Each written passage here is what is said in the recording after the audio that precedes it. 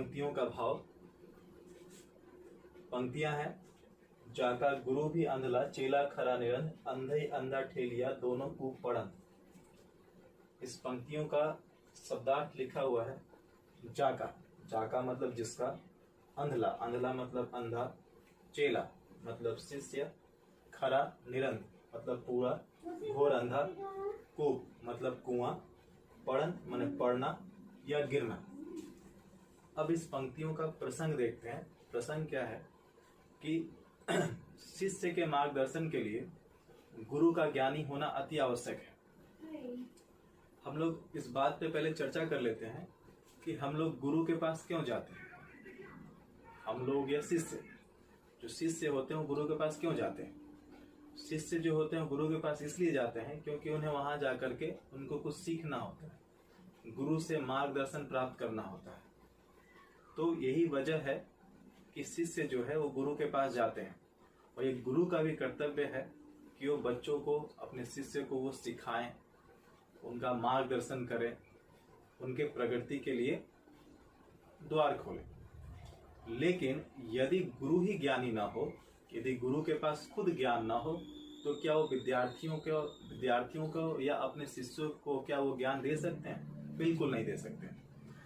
तो मतलब यही है कि यदि ज्ञान देना है तो उसके लिए पहले ज्ञान का होना बहुत जरूरी है। तो शिष्य को ज्ञान देने के लिए गुरु के पास ज्ञान होना अति आवश्यक है। अब इस पंक्तियों को देखते हैं। पहला लाइन है, जाका गुरु भी अंधला, अर्थात जिसका गुरु अंधला है, अर्थात अंधा है।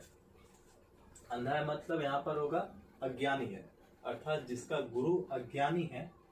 चेला खरा निरंध, तो उसका जो चेला अर्थात उसका जो शिष्य है वो खरा निरंध, खरा निरंध माने घोर अंधा होगा।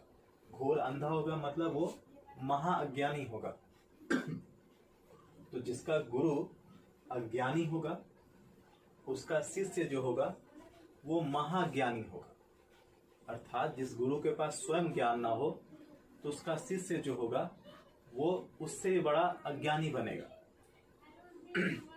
फिर उसके बाद अगला लाइन है, अंधई अंधा ठेलिया, दोनों कूप पड़ा।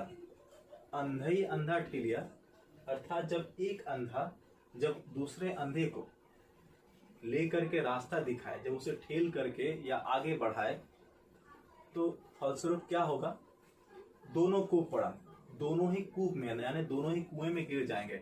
अर्थात जब एक अंधा जब दूसरे अंधे को जब रास्ता दिखाएगा तो क्या होगा, दोनों ही गड्ढे में गिर जाएंगे। मतलब जब एक अज्ञानी जब दूसरे अज्ञानी को रास्ता दिखाए तो समझ में आता है क्या हो सकता है। मतलब जब पहले वाले के पास ही ज्ञान ना हो तो दूसरे वालों को क्या देगा, उसके पास देने के लिए कुछ नहीं है, क्योंकि उसका खुद का ज्ञान का जो भंडार है वो खाली है। तो इसका मतलब यही है कि जब अज्ञानी व्यक्ति जब दूसरे अज्ञानी को जब राह दिखाएगा, मार्गदर्शन करेगा, तो इसमें दोनों में से किसी का भला नहीं है, दोनों ही का नाश होगा। ठीक उसी प्रकार जब एक ज्ञानी गुरु होते हैं, जिनके पास ज्ञान होता है, वो अपने शिष्य का मार्गदर्शन भली भांति कर सकते हैं।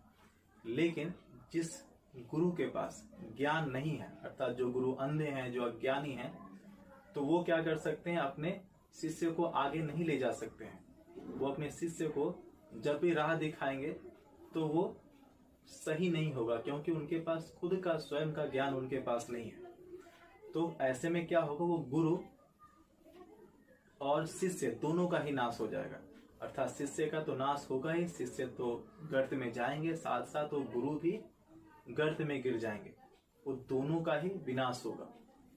बस यही था इस पंक्तियों का भाव। अब अगला पंक्ति, इन पंक्तियों को देखते हैं।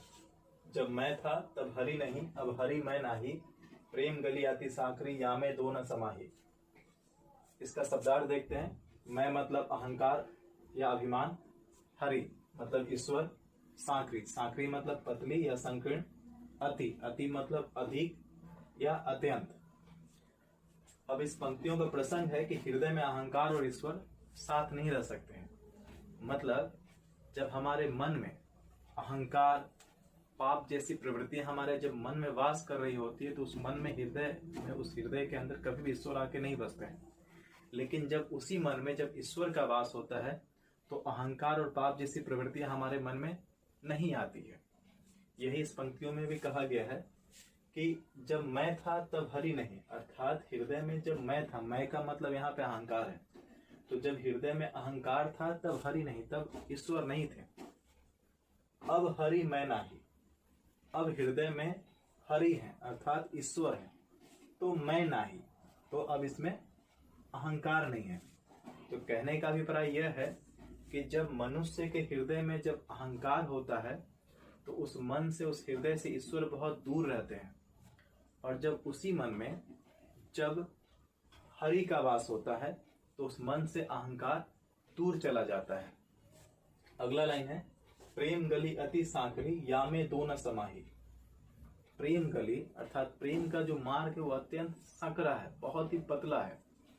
या में मतलब इसमें, दो न समाही, दो मतलब अहंकार और ईश्वर, न समाही नहीं समा सकते हैं, इसमें नहीं आ सकते हैं। दोनों अहंकार और ईश्वर दोनों एक साथ इसमें नहीं समा सकते हैं प्रेम की गली में, क्योंकि प्रेम की जो गली है वो बहुत ही पतली होती है।